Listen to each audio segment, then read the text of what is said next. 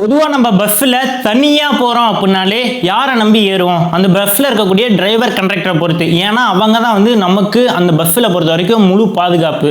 அப்பேற்பட்ட நம்பிக்கை வச்சிருக்கக்கூடிய கண்டக்டரும் டிரைவரும் 7 கிலோமீட்டர் கிட்டத்தட்ட 2 மணி நேரம் ஒரு 30 வயசான கல்யாணமான பொண்ணை பண்ணி பஸ்ஸுக்கு வெளியில இருந்து தூக்கி எறிஞ்சிருக்காங்க. இந்த கேவலமான சம்பவம் நடந்தது நம்ம இந்தியாவோட தலைநகரான டெல்லியில.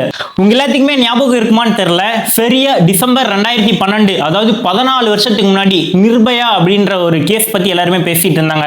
நிர்பயானா அந்த பொண்ணு பேர் கிடையாது, அந்த சட்டத்தோட பேர். அதுக்கப்புறம் தான் அந்த சட்டமே கொண்டு வந்தாங்க. நிர்பயா அப்படின்னா தைரியமானவள் அர்த்தம். 22 வயசான மருத்துவம் படிக்கக்கூடிய ஒரு மெடிக்கல் ஸ்டூடெண்ட், ஒரு பொண்ணு பஸ்ல 6 மனித மிருகங்கள் மூலமா கற்பழிக்கப்பட்டு இதே மாதிரி தூக்கி எறியப்பட்டாங்க.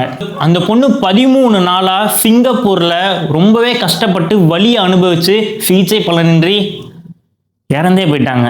இந்த விஷயத்தை கேட்டு ஒட்டுமொத்த இந்தியாவே சோகத்தில் இருந்தப்பதான் அந்த குற்றவாளிகளுக்கு 6 பேத்துக்குமே மரண தண்டனை அப்படின்றது விதிக்கப்பட்டுச்சு. திருப்பி அதே 14 வருஷம் கழிச்சு அதே டெல்லியில அதே மாதிரி பஸ்ஸுக்குள்ள இதே மாதிரி சம்பவம்ன்றது நடந்திருக்கு. இப்போ என்ன அப்படின்னா அந்த குற்றவாளிகள் வந்து கைது தான் பண்ணியிருக்காங்களே தவிர இதுக்கு வரப்போற தீர்ப்பு என்ன அப்படின்றது தான் ஒரு முக்கியமான கொஸ்டின். நம்ம கண்ணு முன்னாடி எவ்வளோ விஷயம் நடந்துட்டு இருக்கு, ஆனா இந்த மாதிரி விஷயம்லாம் நடக்க போறதுக்கு முன்னாடியே நம்ம எப்போதான் நம்ம கண்ணை திறக்க போறோம்ன்றதுதான் தெரியல.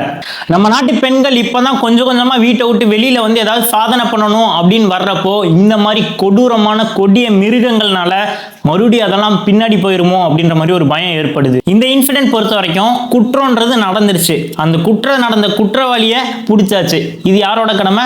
போலீஸோட கடமை. அவங்க போலீஸ் வந்து அவங்களோட வேலையை பார்த்துட்டாங்க. ஆனா இந்த குற்றம் நடக்காம தடுக்கக்கூடிய வேலை பொறுப்புன்றது யாரோட கடமை? இந்த குற்றத்தை பொறுத்த வரைக்கும் பாதிக்கப்பட்ட பொண்ணுக்கு நீதி கிடைக்கணும் அப்படின்னா அந்த குற்றவாளிகளுக்கு கடுமையான தண்டனை கிடைச்சா மட்டும்தான் அந்த பொண்ணுக்கு நீதின்றது கிடைக்கும். இந்த வீடியோ பார்க்குற பொண்ணுங்க யாராவது பொது போக்குவரத்தில் போறீங்க, அதுவும் தனியா போறீங்க அப்படின்னா ஒரு விழிப்புணர்வோட இருங்க.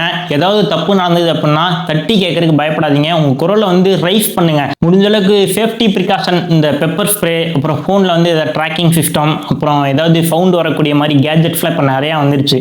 ஸோ அந்த மாதிரிலாம் சேஃப்டிக்கு வச்சுக்கோங்க. ஏன்னா எப்போ என்ன நடக்கும், எங்கே எந்த மாதிரி கொடிய மிருகங்கள்லாம் வந்து என்ன பண்ண காத்துட்டு இருக்காங்கன்றது நமக்கு தெரியாது.